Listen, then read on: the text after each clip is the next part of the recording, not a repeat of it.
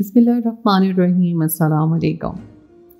ڈیجی خان کی عورت نامرد شوہروں کے اوپر بیٹھ کر ان کا علاج کیسے کرتی تھی، وجہ جان کر سب عورتیں کرنے لگیں گی۔ گاڑی تیزی سے رواں دواں تھی اور ہماری منزل ڈیجی خان کا ایک علاقہ تھی۔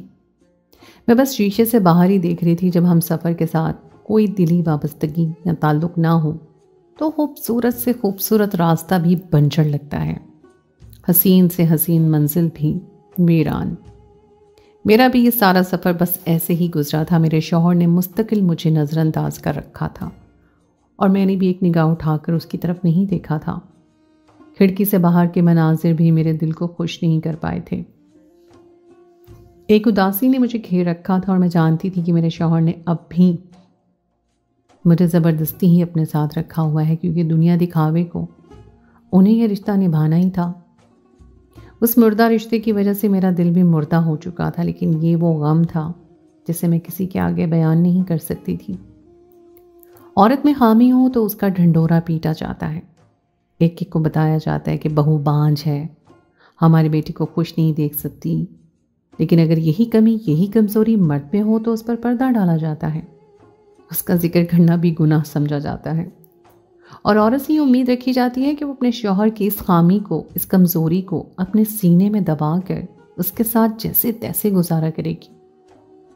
علاج کے نام پر عورت کی ہزاروں ٹیسٹ ہوتے ہیں، طرح طرح کی دوائیاں کھلائی جاتی ہیں، الٹرا ساؤنڈز کے نام پر بار بار شعاعیں اس کے جسم سے آر پار کی جاتی ہیں، اور اس کے وجود پر اس سے کوسا جاتا ہے کہ مرد کے علاج کا نہ ہی کوئی نام لیتا ہے اور نہ ہی کہیں ذکر کیا جاتا ہے۔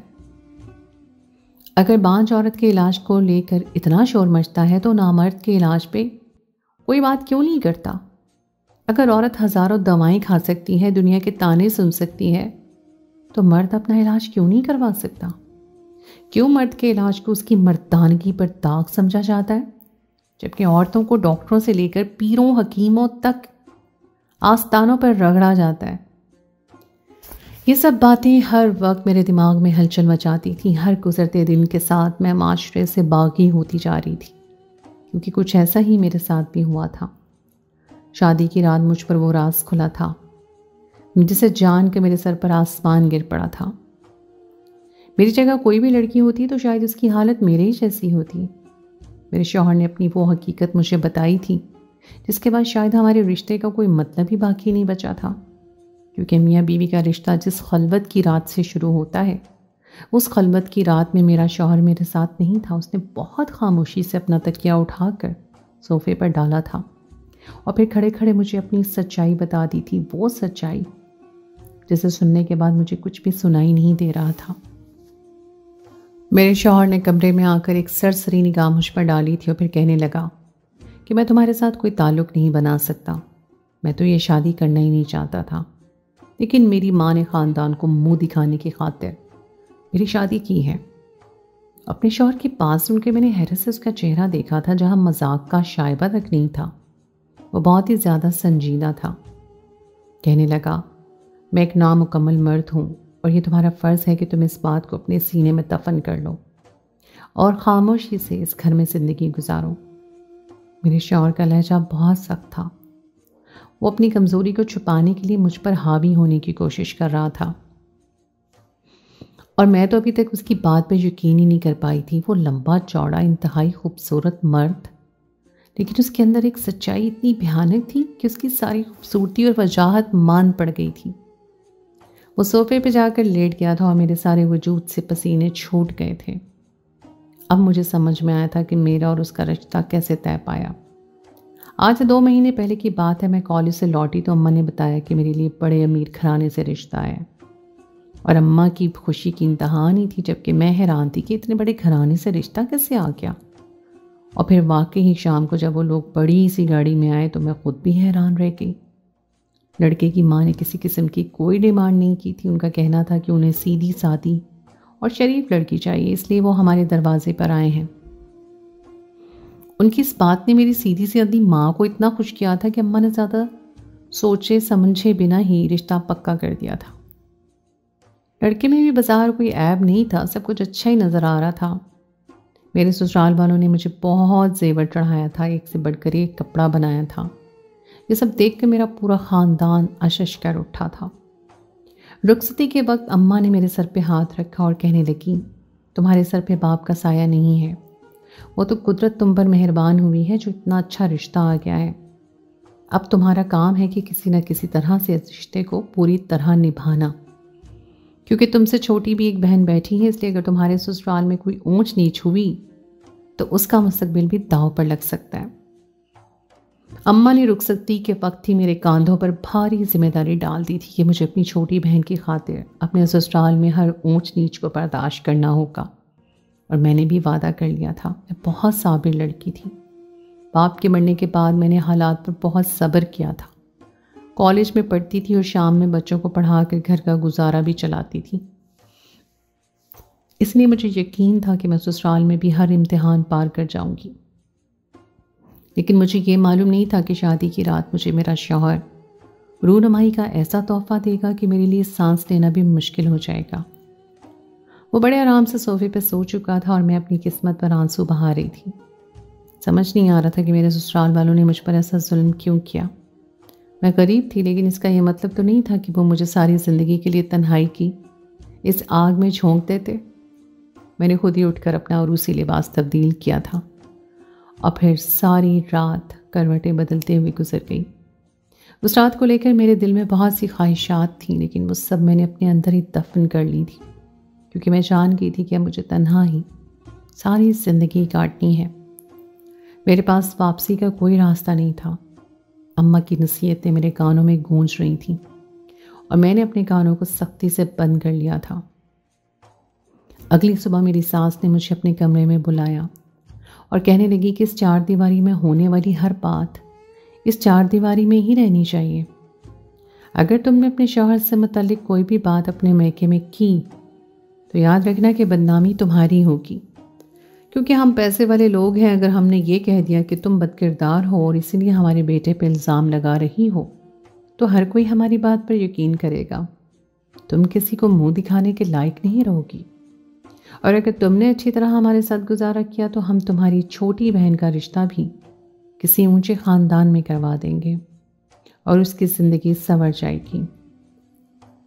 میں نے ایک نظر اپنے خاندان کی اس ساس کے چہرے پر ڈالی۔ مجھے تو اب اونچے خاندان کے نام سے خوف آ رہا تھا۔ آئینے میں خود بھی اپنے شوہر کا سچ کسی کو نہیں بتانا چاہتی تھی، کیونکہ مجھ میں اتنی ہمت نہیں تھی کہ میں اپنی بوڑھی بیوہ ماں کی دہلیز پر واپس لوٹتی اور ان کے لیے مزید مشکلات کا باعث بن جاتی۔ اس لیے میں نے خاموشی سے اپنے سسرال میں دن کاٹنے شروع کر دیے تھے۔ میرے شوہر فرحان ہر رات مجھ سے منہ پھیر کر صوفے پہ سو جاتا اور میں اپنے ہی جذبات کی آگ میں جلتی رہتی۔ لیکن یہ بات یہی ختم نہیں ہوئی، بلکہ شادی کے مہینے بعد ہی فرحان کے خاندان والوں نے خوشخبری کے متعلق سوال کرنے شروع کر دیے۔ ہر کوئی میری ساس سے پوچھنے لگا تھا کہ اکلوتے بیٹے کے گھر میں خوشی کب آئے گی۔ یہ سن کر میری ساس بس مسکرا دیتی، لیکن پھر دھیرے دھیرے وہ لوگوں کے سامنے میرے آپ نکالنے لگی۔ سب کو یہی کہتی کہ ہماری بہو میں کوئی مسئلہ ہے، اسی وجہ سے اولاد نہیں ہو رہی۔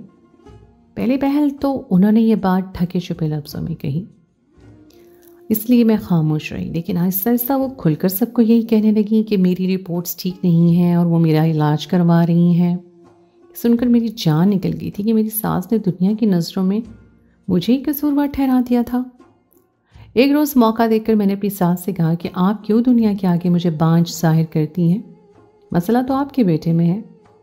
میری ساس نے پوری طرح سے مجھے گھور کر دیکھا اور کہنے لگی، ہر چیز کی ایک قیمت ہوتی ہے، اس گھر کو دیکھو، اس گھر میں رکھی ہوئی ہر چیز کی قیمت کو دیکھو، تو تمہاری حیثیت ان کے آگے کوڑی کی بھی نہیں ہے، مگر تم اس گھر میں مالکن کی حیثیت سے رہتی ہو۔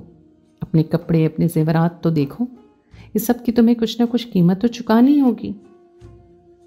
بہتر ہے کہ خاموش رہو، اور اگر کوئی پوچھے تو یہی کہنا کہ تمہارے ساتھ کچھ مسئلہ ہے۔ خبردار، جو میرے بیٹے پہ کوئی آنچ آئی تو میں تمہیں معاف نہیں کروں گی۔ میری ساس نے کچھ اس انداز میں مجھے دھمکایا تھا کہ میں ایک دفعہ پھر خاموش ہو گئی تھی، البتہ اندر ہی اندر گھٹنے لگی تھی۔ اور پھر ایک دن میری ساس کی ایک سہیلی آئی تو کہنے لگی، فلاں جگہ کوئی پیر ہے، اپنی بہو کو اس کے پاس لے چلو، دیکھنا جلدی ماں بن جائے گی۔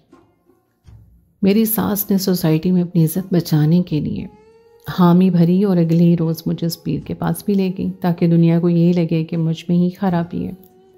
اس پیر نے دم درود کے نام پر میرے ساتھ عجیب و غریب حرکتیں کی، نہ جانے کیا کچھ کیا، لیکن وہ سب کچھ بھی میں برداشت کر گئی۔ میں نے اپنی ساس سے کہا کہ مجھے دوبارہ ایسی جگہ نہیں جانا۔ وہ کہنے لگی ہاں میں خود تمہیں کون سا یہاں لانا چاہتی ہوں، لیکن مسز شمشیر کو بتانا بھی تو ہے کہ میں تمہارا علاج کروا رہی ہوں، بس اسی لیے تمہیں یہاں لائی تھی۔ پھر اگلی دفعہ کسی نے بھی ساس کو حکیم کا پتہ بتا دیا تو میرا ہاتھ پکڑ کر اس حکیم کے پاس لے گئی، مگر کسی کو بھی یہ نہ بتاتی کہ مسئلہ ان کے بیٹے میں ہے۔ زبردستی مجھے ہی دوا دلوا کر واپس لے آتی اور وہ دوا لا کر کچرے کے ڈبے میں پھینک دیتی۔ یہ سلسلہ ایسے ہی چل پڑا تھا، کبھی کسی ڈاکٹر کے پاس تو کبھی کسی آستانے پر۔ میری ساس نے دنیا دکھاوے کے لیے ہر حد پار کر دی تھی، اور میرا شوہر اسے تو مجھ سے کسی طرح کا کوئی واسطہ ہی نہیں رکھنا تھا۔ جن سے تعلق تو دور دور، دو محبت بھرے جملوں کا بھی روادار نہیں تھا وہ۔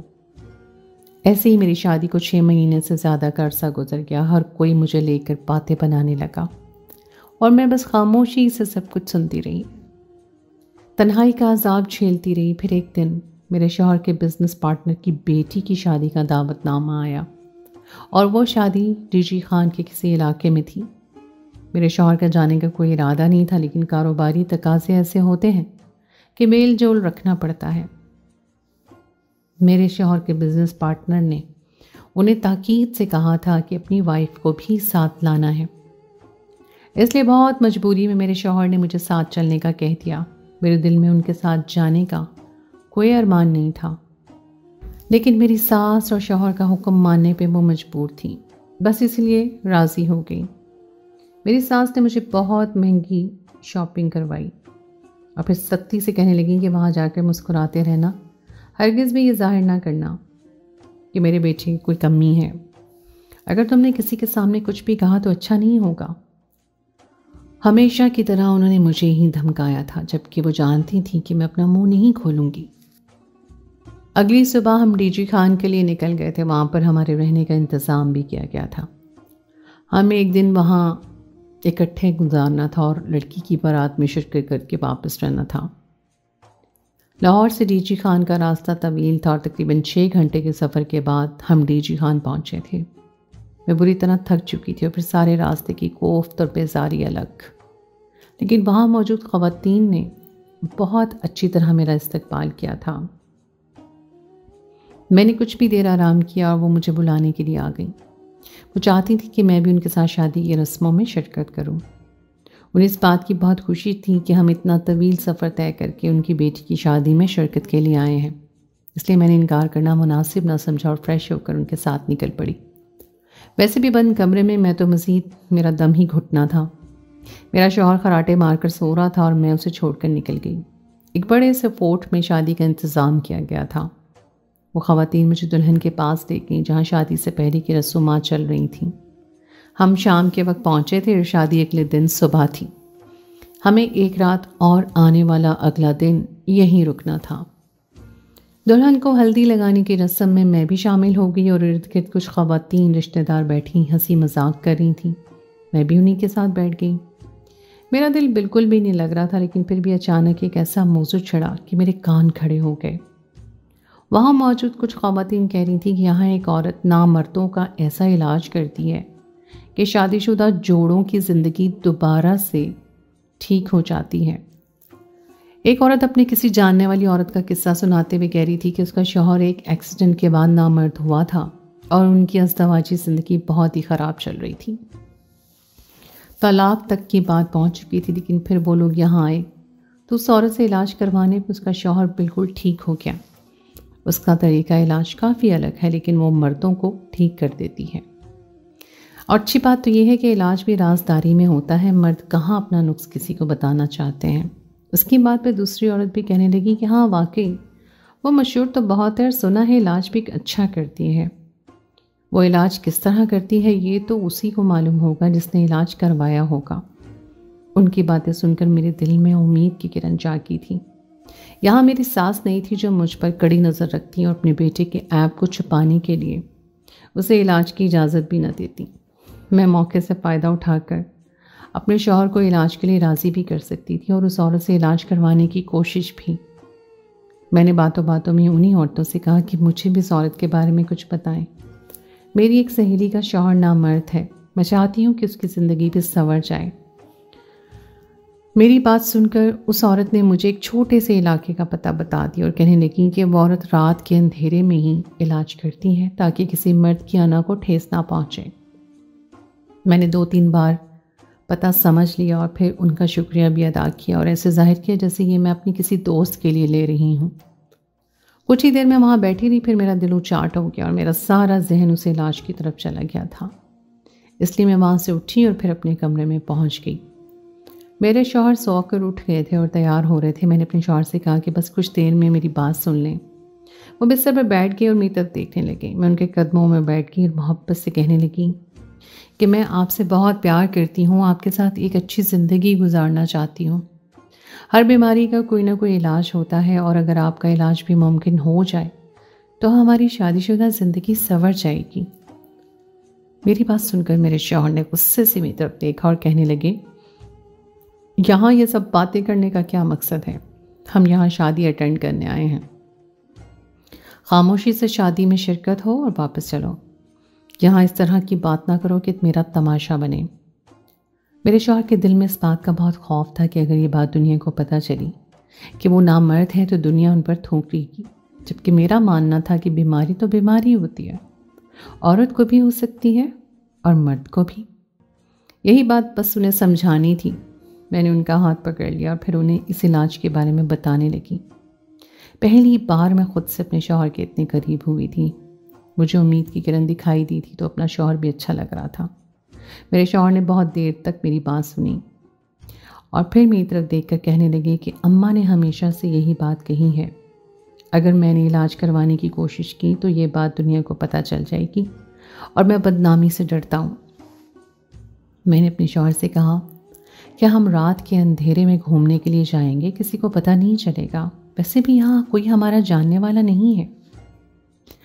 آپ کے بزنس پارٹنر بھی اپنی بیٹی کی شادی میں مصروف ہیں، کسی کو کانوں کان خبر نہیں ہوگی۔ میں نے اپنے شوہر کے چہرے کے تاثرات دیکھے تو مجھے احساس ہوا کہ وہ بھی بہت تکلیف سے گزر رہے ہیں۔ اگر میں خوش نہیں تھی تو وہ بھی شاید اپنے آپ سے خوش نہیں تھے، مگر گزرے مہینوں میں نے اس بات کا کبھی احساس نہیں کیا تھا۔ میں صرف اپنی تکلیف پر غم زدہ رہتی تھی۔ میں نے کبھی یہ جاننے کی کوشش ہی نہیں کی کہ اپنی اس کمی کی وجہ سے میرا شوہر بھی کسی اذیت کا شکار ہے۔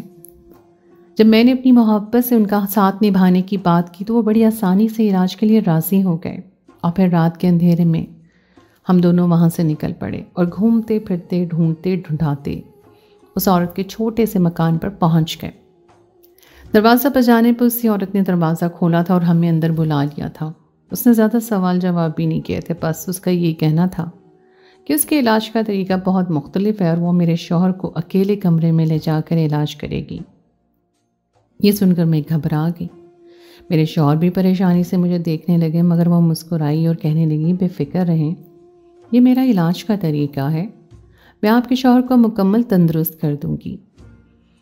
میرے شوہر کچھ ہچکچا رہے تھے، میں نے ان کی ہمت بندھائی۔ وہ میرے شوہر کو ایک دوسرے کمرے میں لے گئی، وہاں لے جا کر بستر پر لٹا دیا، جبکہ میں کمرے سے باہر ہی بیٹھی رہی۔ تقریباً 2 گھنٹے کے بعد میرے شوہر اس کمرے سے نکل کر آئے اور ان کے پیچھے وہ عورت بھی تھی۔ اس عورت کا چہرہ بہت زیادہ نورانی تھا۔ وہ میرے سامنے بیٹھ کے کہنے لگی، میں نے اپنے طور پر آپ کے شوہر کا علاج کر دیا ہے، اب میں کچھ جڑی بوٹیاں دوں گی جنہیں پیس کر آپ کو پابندی سے کھلانا ہوگی اور مہینے بھر بعد یہ بالکل ٹھیک ہو جائیں گے۔ اس نے خاکی کلر کی کوئی جڑی بوٹیاں ایک تھیلی میں ڈال کر مجھے دے دی تھیں اور ایک پائی پیسہ بھی نہیں لیا تھا۔ ہم وہاں سے باہر نکلے تو میں نے اپنے شوہر سے پوچھا کہ اس نے آپ کے ساتھ کیا کیا؟ میرے شوہر کہنے لگے، میں نہیں جانتا، اس نے مجھے لٹایا اور پھر آنکھیں بند کرنے کو کہا۔ میں نے آنکھیں بند کی تو مجھے ایسا لگا جیسے میرے پیٹ میں کوئی بھاری سی چیز موجود ہو، مگر اس نے مجھے آنکھیں کھولنے کے لیے سختی سے منع کیا تھا، اس لیے میں نے آنکھیں نہیں کھولی۔ بس مجھے ایک بہت بھاری وزن محسوس ہوتا رہا تھا اور اس کے بعد سے کچھ پڑھنے کی آوازیں آتی رہیں۔ 2 گھنٹے گزرنے کے بعد اس نے مجھے آنکھیں کھولنے کی اجازت دی اور مجھے اپنا وجود بھی بہت ہلکا محسوس ہوا اور میں اٹھ کر باہر آ گیا۔ میرے پیٹ پر کیا چیز تھی میں نہیں جانتا۔ میرے شوہر کو یقین نہیں تھا کہ وہ ٹھیک ہو جائیں گے، لیکن مجھے یقین تھا کیونکہ اس عورت کے چہرے کا نور مجھے بتا رہا تھا کہ وہ کوئی اچھی عورت تھی، اور پھر اس نے 1 روپیہ بھی ہم سے نہیں لیا تھا۔ میں نے پابندی سے وہ جڑی بوٹی اپنے شوہر کو کھلانا شروع کر دی، اور شادی میں شرکت کر کے ہم واپس لوٹ آئے تھے، لیکن میں نے اور میرے شوہر نے میری ساس کو علاج والی بات نہیں بتائی تھی۔ اس شادی میں شرکت کے بعد سے یہ تبدیلی آئی تھی کہ میرے شوہر نے میرے ساتھ اپنا بستر ایک کر لیا تھا، اور پھر پورے 1 مہینے کے بعد میرے شوہر کہنے لگے کہ مجھے اپنے اندر بہت تبدیلی محسوس ہونے لگی ہے۔ وہ میرے قریب آئے تو وہ اس قابل ہو چکے تھے کہ ازدواجی تعلق قائم کر پاتے، اور پھر شادی کے 8ویں مہینے میں جا کر مجھے میرے شوہر کا ساتھ حاصل ہوا، اور 1 سال پورا ہونے کے بعد میں امید سے بھی ہو گئی۔ میری ساس بہت حیران تھیں کہ ان کا نامرد بیٹا کیسے باپ بننے والا ہے۔ ہم نے ان کی یہ حیرانی دور نہیں کی تھی، البتہ میرے شوہر مجھ سے بہت محبت کرنے لگے تھے۔ انہیں میری قدر بھی ہو گئی تھی اور احساس بھی۔ انہوں نے اپنے ماضی کے رویے پر مجھ سے معافی بھی مانگی تھی۔ میں نے انہیں دل سے معاف کر دیا تھا۔ کمی میرے شوہر میں نہیں بلکہ میری ساس کی تربیت میں تھی۔ انہیں اپنے بیٹے کو یہ بتانا چاہیے تھا کہ اگر انسان میں کوئی کمی ہو تو اس کا علاج کروانا چاہیے، اسے چھپا کر رکھنے سے سوائے زندگی برباد ہونے کے اور کچھ نہیں ہوتا۔ ہمیں اپنی اولاد کو یہ شعور دینا چاہیے کہ مرد ہو یا عورت، بیماری کسی کو بھی ہو سکتی ہے، یہ قدرت کی طرف سے ہے، اور ہر بیماری کا علاج بھی ممکن ہے۔ اس کے بعد ہم 1-2 دفعہ اور ڈی جی خان گئے تھے۔ ہم نے یہی سنا کہ وہ عورت مردوں کے اوپر بیٹھ کر ان کا علاج کرتی ہے۔ دراصل یہ بات اس لیے مشہور ہو گئی کیونکہ اس کے علاج کے وقت مردوں کو اپنے وجود پر کوئی بہت بھاری چیز محسوس ہوتی تھی، لیکن وہ عورت خود بیٹھتی ہے یا پھر یہ اس کی کسی دم درود کا نتیجہ ہے، یہ کوئی نہیں جانتا۔ البتہ اس کی دی گئی جڑی بوٹیوں میں بہت شفا تھی، اور میں آج بھی دل سے اس کی شکر گزار ہوں، اور میں آپ سب سے یہی کہوں گی کہ اگر آپ میں کوئی کمی ہے تو اسے چھپانے کے بجائے اس کا علاج کروائیں۔